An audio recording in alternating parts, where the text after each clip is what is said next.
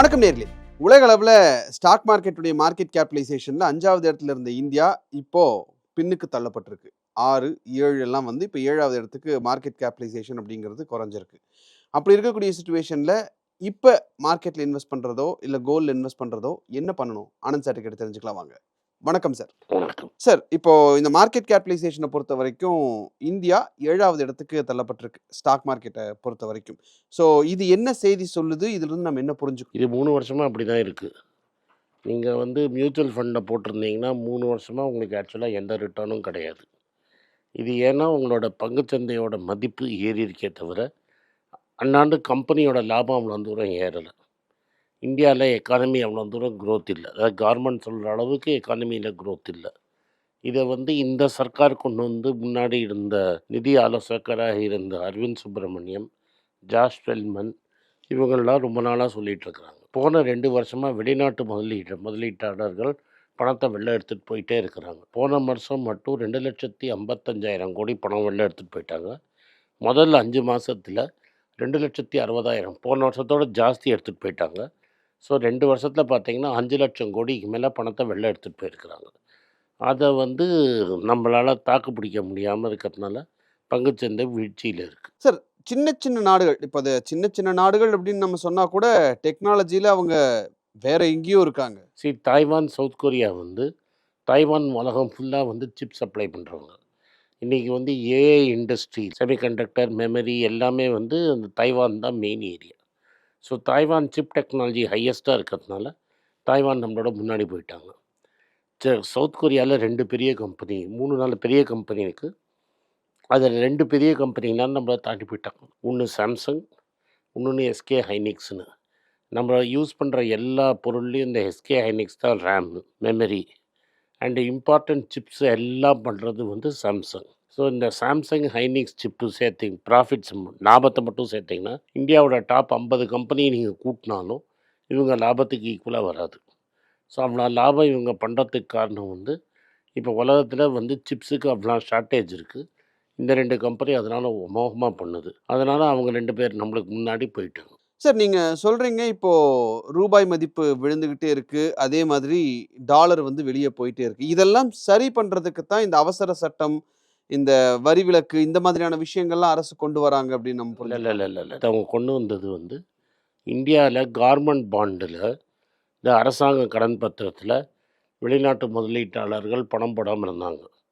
இப்போ என்ன சொல்லியிருக்கிறாங்க, இந்தியனாக இருந்தால் டேக்ஸ் கட்டணும், வெளிநாட்டுக்காரராக இருந்து பாஸ்போர்ட் வேறையாக இருந்தால் அவங்க இந்தியன் கவர்மெண்ட் பாண்டு வாங்கினா டேக்ஸ் கிடையாதுன்னு சொல்லியிருக்காங்க. சார், இது வந்து வெளிநாட்டு முதலீட்டை உள்ளே கொண்டு வர்றதுக்கும் அதுக்கு இதுக்கும் அப்போ இந்த தொடர்பும் இல்லையா? பாண்டில் கொண்டு வரதுக்காக பங்குச்சந்தையில் வரமாட்டாங்க, பாண்டில் வரத்துக்காக இவங்க பண்ணியிருக்கிறாங்க.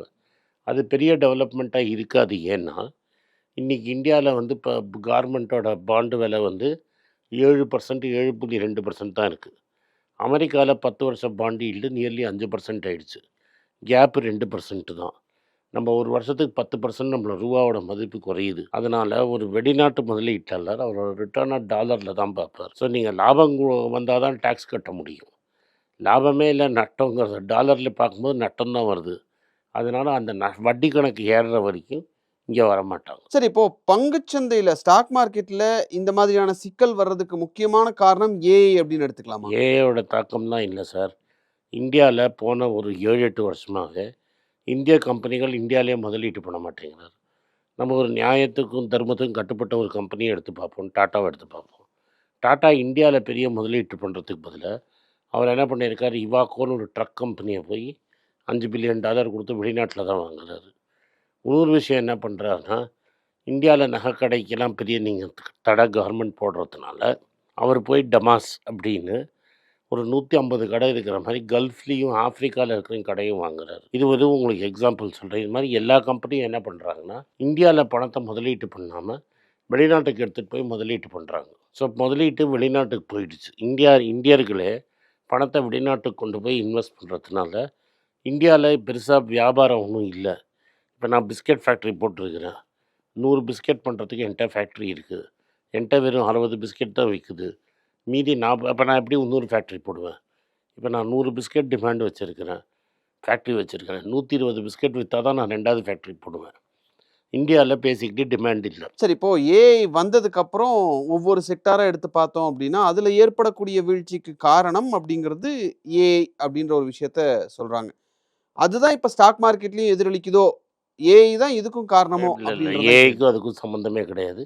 ஐடி செக்டரில் டிசிஎஸ், விப்ரோ, இன்ஃபோசிஸ் மாதிரி கம்பெனி எல்லாம் ஆல்ரெடி ஆட்களை தனியாக எடுத்து வச்சுருந்தாங்க. இப்போ ஏஐ வந்ததுனால எங்களுக்கு அவ்வளோ ஆட்கள் தேவைப்படாதுன்னு ஆட்களை வெளில அனுப்பிச்சிட்டாங்க. எல்லா கம்பெனிலையும் வெளில அனுப்பிச்சிட்டாங்க. அது மட்டும் இல்லாமல் இப்போ புதுசாக வேலைக்கு ஆட்களை சேர்க்கறது வந்து இந்தியாவில் ஹையஸ்ட் லெவல் வந்து இந்த ஐடி கம்பெனி தான் எடுத்துகிட்டு இருந்தாங்க. இப்போ புது ஆட்களை வேலைக்கு எடுக்கிறது இல்லைன்னு இந்த கம்பெனிகள்லாம் டிசைட் பண்ணிட்டாங்க.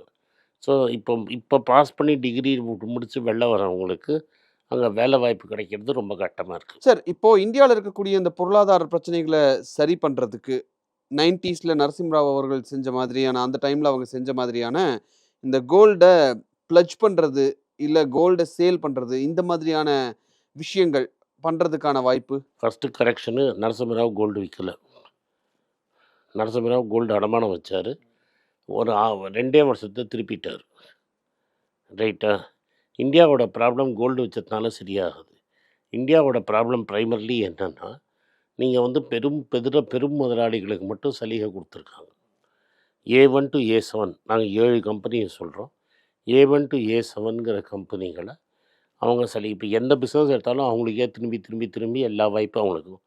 போர்ட்டு, ஏர்போர்ட்னா A2, எனிதிங் ஏதாவது சம்மந்தம் ஐடி ஏதாவது A1. இது மாதிரி எல்லாத்தையும் நீங்கள் இந்த மாதிரி ஒரு 7 பேருக்கே வியாபாரம் கொடுத்துட்ருக்கிறதுனால சிறு தொழில் செய்கிறவங்கள நீங்கள் நசுக்கிறீங்க. இப்போ நீங்கள் வந்து ஈரோட்டில் பண்ணுறவங்க, ஈரோட்டில் துணி நெய்கிறவங்க, திருப்பூரில் இது பின்னலாடை தொழில் பண்ணுறவங்க, அவங்களுக்கெல்லாம் நேராக சைனாலேருந்து இம்போர்ட் பண்ணால் சீப்பாக இருக்கும் ரா மெட்டீரியல். ஆனால் நீங்கள் என்ன சொல்கிறீங்க, குவாலிட்டி கண்ட்ரோல் போட்டு இங்கே நீங்கள் வெளிநாட்டிலேருந்து இறக்குமதி செய்ய முடியாது, நீங்கள் வந்து இவர்கிட்ட தான் வாங்கணும், யார்கிட்ட A1லேருந்து A7ட்ட தான் வாங்கணும்னு அவங்க விலையை ஏற்றி வச்சுருக்குறாங்க. ஸோ இப்போ சிறு தொழிலர் இந்தியா வந்து எப்போ மன்மோகன் சிங் காலத்தில், நரசிம்மராவ் காலத்தில் வளர்ந்ததுன்னா சிறு தொழில் வளர்ந்தது. ஸோ நீங்கள் இந்தியாவை வளர்க்க வைக்கணும்னா சிறு தொழிலை வளர்க்க வச்சிங்கன்னா தான் வளரும். நீங்கள் எல்லா சலுகையும் பெரிய ஆளுக்கே கொடுத்தீங்கன்னா உங்களுக்கு சரியாக வராது. நான் ஒரு சின்னதாக இப்போ லேட்டஸ்ட்டாக எல்லாருக்கும் புரிகிற மாதிரி எக்ஸாம்பிள் சொன்னேன். உங்கள் வீட்டை நீங்கள் சின்ன வயசுக்கு வச்ச பால் வாங்கியிருப்பாங்கள்ல, ஆவினில் கவர் வந்திருக்கும். அந்த கவரை சேர்த்து வச்சுருப்பீங்க. மாத கடைசியில் அந்த கவரை யார்கிட்டயாவது ஒருத்தர்கிட்ட வந்து பால் கவர் ஒருத்தர் வாங்கிட்டு போவார். அவர் என்ன பண்ணுவாருன்னு நினைக்கிறீங்க? அந்த பால் கவர் எடுத்து அந்த பால் கவரை உருக்கி திரும்பி பிளாஸ்டிக் பண்ணி பிளாஸ்டிக் சேர் அது மாதிரி ரெடி பண்ணுவார். இது வந்து ரிலையன்ஸும் அதே பிஸ்னஸ் பண்ணுது. ரிலையன்ஸ் உலகத்திலே இருக்கிறதுலே பெரிய கம்பெனி. அது மாதிரி ஒரு பெரிய கம்பெனிக்கும் உங்கள் பால்காரனுக்கும் ஒரே லெவலில் டேக்ஸ் போட்டால் பால்காரனால பிஸ்னஸ் பண்ண முடியுமா? அது மாதிரி போட்டு ஜிஎஸ்டி அது மாதிரி வந்து ஒரு பால் கவர் கலெக்ட் பண்ணுறவனுக்கும் 28% ஜிஎஸ்டி, ரிலையன்ஸுக்கும் 28% ஜிஎஸ்டி போட்டிங்கன்னா நீங்கள் இன்டெரக்டாக என்ன பண்ணுறீங்கன்னா, அந்த பால் கவர் கலெக்ட் பண்ணுற வியாபாரத்தை அழிக்கிறதுக்கு தான் இதை செய்கிறீங்க. அதை நீங்கள் சக்ஸஸ்ஃபுல்லாக அழிச்சிட்டீங்க. அதனால தான் இந்த நீங்கள் என்ன நினச்சிங்க, எல்லாத்தையும் ஃப்ரெண்டுகிட்ட கொடுத்தா ஒன்றும் ஆகாதுன்னு நினைக்கிறீங்க. பட் அவன் ஒரு 20 பேருக்கு வேலை கொடுப்பான். அந்த 20 பேர் டீ, பிஸ்கெட்டு வெளில போய் வாங்குவான். இப்போ நான் உங்களுக்கு இன்னும் நல்லா இது ஒரு ப்ராப்ளம்மு. இன்னும் அழகாக எக்ஸ்பிளைன் பண்ணுறேன். $40 இருக்கும்போது நீங்கள் பெட்ரோல் ₹100 விற்றீங்க. இப்போ ஒரு ரேப்பிடோ ஓட்டுறான்னு வைங்க. ஒரு நாளைக்கு 5 லிட்டர் பெட்ரோல் போடுறான்னு வைங்க. இன்றைக்கும் எக்ஸ்ட்ரா ₹40 கொடுக்குறான் டேக்ஸுக்குங்கிற பேரில். அப்போ ₹200 கம்மியாக ஒரு நாளைக்கு அவன் பெட்ரோலுக்கு காசு போட்டான்னா, அந்த பணத்தை வீட்டுக்கு எடுத்துன்னு போனால் செலவு பண்ணுவானா? வீட்டுக்கு எடுத்துன்னு போனாலும் செலவு பண்ணி தானே ஆகணும். ஒரு நாளைக்கு ஒரு ரேப்பிடோ டிரைவர் ₹200 எக்ஸ்ட்ரா செலவு பண்ணால் அந்த எக்கானமி என்ன ஆகும்? ஸோ நீங்கள் எப்போதுமே வந்து சிறு வியாபாரத்தை கவனிக்காமல் பெரும் முதலாளிகளை கவனிச்சிங்கன்னா இதுதான் வரும். இப்போ இன்னொரு சொல்கிறேன். இப்போ சிலிண்டர் ஷார்ட்டேஜில் இருக்குது, கமர்ஷியல் சிலிண்டரு. நீங்கள் பெரிய பெரிய ஹோட்டலுக்கு கொடுப்பீங்களா, இல்லை சிறு தொழில் செய்கிறவங்களுக்கு கொடுப்பீங்களா? சிறு தொழில் செய்கிறவங்க கொடுத்தீங்கன்னா தான் 10 பேருக்கு வேலை கிடைக்கும், 10 பேருக்கு சீப்பாக சாப்பாடு கிடைக்கும். ஆனால் இப்போ கவர்மெண்ட் என்ன ரூல் போட்டிருக்குன்னா, ஜிஎஸ்டி நம்பர் இருந்தால் தான் அவனுக்கு கொடுன்னு.